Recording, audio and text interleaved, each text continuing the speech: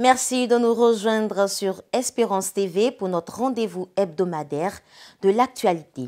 Participer à l'implantation de lieux de culte dans les zones les plus reculées de la Côte d'Ivoire, c'est tout le sens du partenariat qui lie les districts Abidjan Sud et Korogo. Ce partenariat s'est matérialisé par l'organisation de plusieurs activités au cours de la semaine dénommée la Semaine du Nord. Plus de précisions dans ce reportage de Guy Aloka, commenté par Emmanuel Abalé.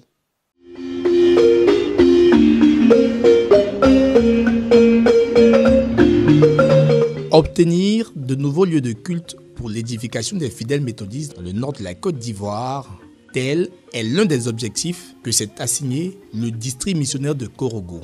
Le dimanche 30 juillet 2023, au temple Cité de Grâce de Koumassi, a eu lieu le culte de clôture de la semaine spéciale dédiée au district missionnaire de Korogo en partenariat avec le district d'Abidjan Sud.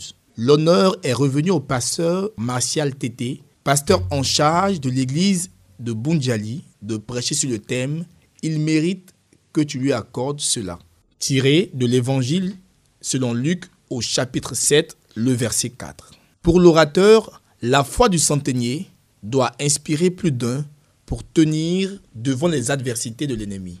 Le très révérend pasteur Félix Beyi, surintendant du district de San Pedro, représentant pour la circonstance le bishop Benjamin Boni, et le très révérend pasteur Philippe Adjobi, surintendant du district Abidjan Sud, ont respectivement pris la parole pour encourager les efforts des fidèles méthodistes du district missionnaire de Korogo. Toutefois, ils ont incité les laïcs et pasteurs du district d'Abidjan Sud à soutenir leurs frères et sœurs du Nord. C'est notre mission, c'est notre travail ça. L'Église existe pour annoncer l'évangile aux autres. Si nous on a trouvé l'évangile, il est de notre devoir d'annoncer cet évangile aux autres. Et comme tout le monde peut parler à la fois, on envoie des gens au front, et puis nous on est derrière, on leur donne des munitions pour les soutenir, pour qu'ils puissent faire le travail. C'est pour cela que, à travers le district missionnaire de Korogo, nous sommes tous des missionnaires. Aujourd'hui, le partenariat continue et nous sommes à un autre niveau. À vous toutes et à vous tous. Je prie Dieu de toucher les cœurs des uns et des autres pour que la mission qui a été confiée à nos frères et sœurs du côté de Korogo soit réalisée pour le bonheur de nos frères et nos sœurs qui sont de l'autre côté. Le révérend pasteur Kouyaté David, surintendant délégué du district missionnaire de Korogo, a donné les raisons de cette série d'activités, non sans mentionner les défis urgents auxquels son district fait face, en l'occurrence l'absence des lieux de culte. Ce district coupe pratiquement 3 grandes régions administratives. Il y a le Poro, il y a la Bakwe et puis il y a le Tchologo. Et donc, c'est toute cette zone-là, elle est propice à l'évangélisation. Nous sommes là pour mobiliser les moyens financiers afin de pouvoir évangéliser, aller jusqu'au dernier village de cette grande zone. Nous voulons, en même temps que nous évangélisons, et c'est ce qui se passe très bien, les nordistes répondent véritablement à l'appel du Seigneur. Malheureusement, il y a une difficulté, c'est que nous n'avions pas les moyens pour bâtir les lieux de culte. Et puis, il y a aussi acheter des motos pour mettre à la disposition des catéchistes et des missionnaires pour qu'ils puissent véritablement faire le travail pour lequel le Seigneur les a envoyés là-bas. Cette journée dominicale a eu en toile de fond la prestation de Chorale Sénoufo. C'est le lieu de rappeler que le district missionnaire de Korogo est composé de 30 églises, supervisées par un surintendant délégué, aidé dans sa tâche par 3 pasteurs et 14 catéchistes et missionnaires.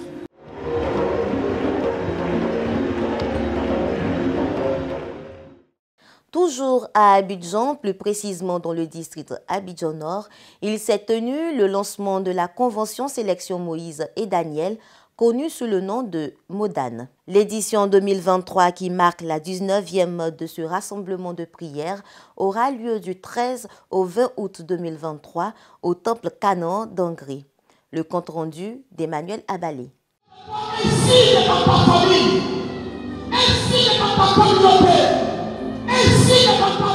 C'est dans cette atmosphère de prière qu'a eu lieu le lancement de la convention Sélection Moïse et Daniel, en abrégé Modane, au temple méthodiste John Wesley de la Riviera Palmeraie le dimanche 30 juillet 2023. Le thème retenu en cette année est « On ne t'appellera plus », tiré de Genèse chapitre 17, le verset 5.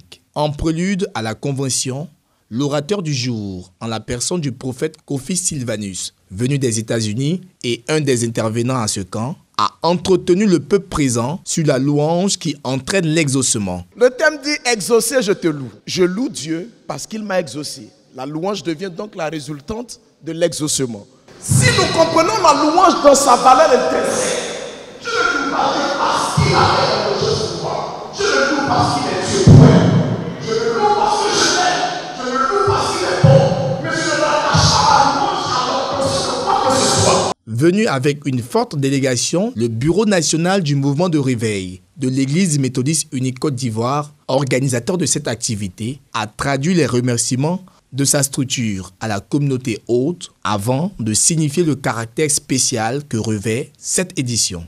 C'est une sélection simplement parce que c'est un moment important où tous ceux qui vont se distinguer par leur présence, grande activité dans la mesure où elle prend en compte toutes les dimensions humaines, sans oublier que notre nation a besoin de prière, l'Église a besoin de prière, chacun de nous a besoin de prière. Que chacun puisse en ce jour se donner du temps, se donner un moment et venir participer du 13 au 20 août. Cette année, avec cette innovation, nous voulons passer à des conventions et les gens seront chez eux et viendront à Canaan où se passeront tous les enseignements. Nous comptons sur la bonne volonté des uns et des autres pour que des dons volontaires soient faits. Nous invitons tout le monde à venir profiter de ces enseignements-là et des temps d'édification que nous aurons également. Le révérend pasteur Dieudonné Caro, aumônier du cours secondaire méthodiste de Dabou, représentant le bishop Benjamin Boni, a donné le témoignage de sa guérison lors d'un camp Modane en 1995. Il a par la suite prononcé officiellement le lancement de la convention Sélection Modane, édition 2023. La 19e édition de Modane, Sélection Modane, est donc lancée ici, au temple de l'hémicycle John Wesley, la Riviera Palmeraie, au nom du Père, du Fils et du Saint-Esprit. Amen. Rappelons que cette édition est totalement gratuite. Parlons louange avec la semaine méthodiste de la louange qui a démarré depuis le 30 juillet dernier. Les festivités officielles auront lieu les 5 et 6 août 2023 dans le district de Songon autour du thème « Organisation de la louange à Dieu, louer l'Éternel ».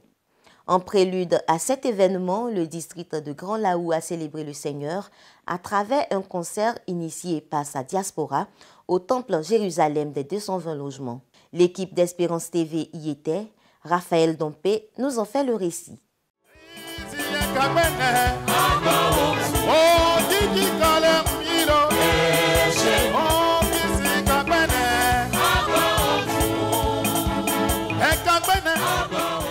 C'est dans cette ferveur que s'est tenu le concert de louange organisé par la diaspora du district de Grand Laou le samedi 29 juillet 2023 au temple Jérusalem des 220 logements d'Adjamé. Thème: la louange sacrificielle des enfants de Grand Laou, inspiré de Psaume chapitre 34, verset 2. Ce cri de cœur à Dieu qui sonne le ralliement des fils et filles de Grand Laou est le prémisse de tous les sacrifices des enfants de la région pour la construction du grand temple de la localité. Cela en vue d'accueillir la conférence annuelle de l'Église méthodiste unique Côte d'Ivoire en 2028.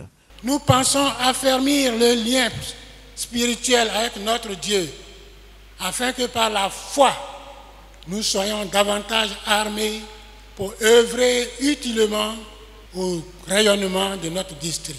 Qu'à partir de ce concert, nous gagnions le pari de l'unité pour faire face efficacement aux défis qui se présentent à nous. Au cours de la cérémonie présidée par le bishop Benjamin Boni, président de la conférence annuelle de l'Église méthodiste unique Côte d'Ivoire, les chorales Avikam, Dibou, Alekedon, Awanou, Lozwa et Liboli ont gratifié le peuple de Dieu de leurs cantiques tirés du terroir.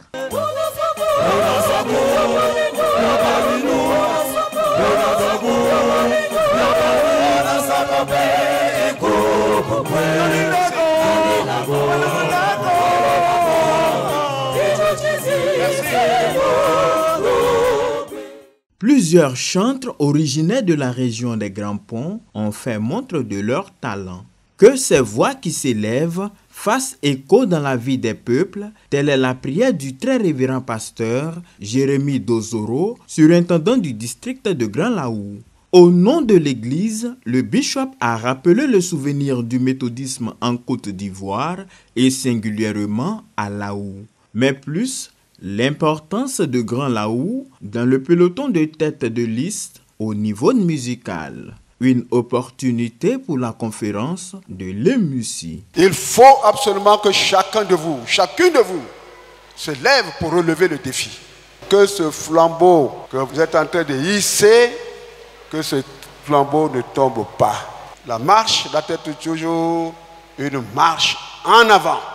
Notre vie doit être un témoignage, notre vie doit être vue comme une évangélisation.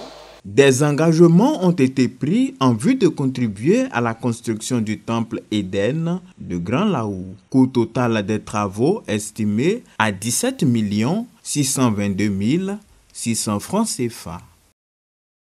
Une page internationale dans ce journal, dans le cadre de l'offensive diplomatique de la Fédération de Russie en Afrique, l'université Patrice Lumumba de Moscou en Russie a organisé la 2e édition du Forum international russo-africain portant sur l'éducation et la formation.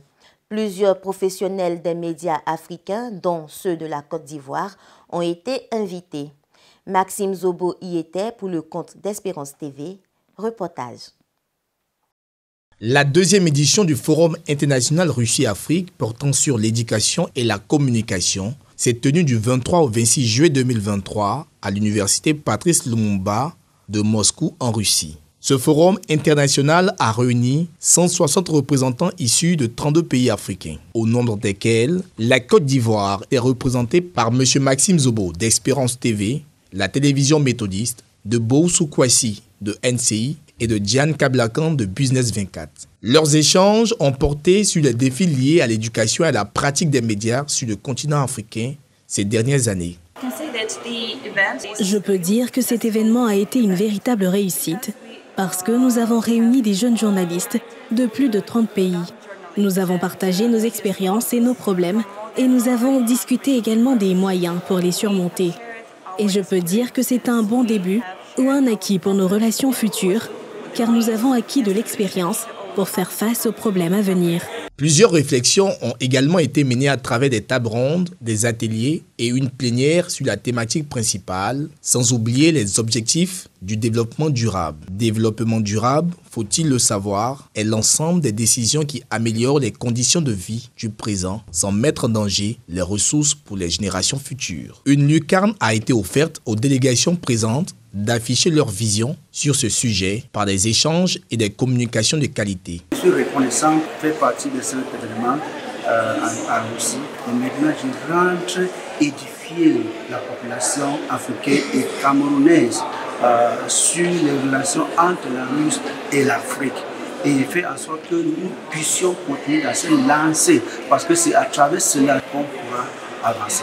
Au terme de ces travaux, les participants à ce forum Russie-Afrique ont reçu des certificats de participation. Certificats qui tracent de nouvelles perspectives de coopération fructueuse entre professionnels des médias russes et africains. Durant leur séjour, les délégués africains à ce forum ont bénéficié de la visite de quelques sites touristiques de la ville de Moscou. Des sites qui sont le symbole fort de l'identité culturelle de la Russie.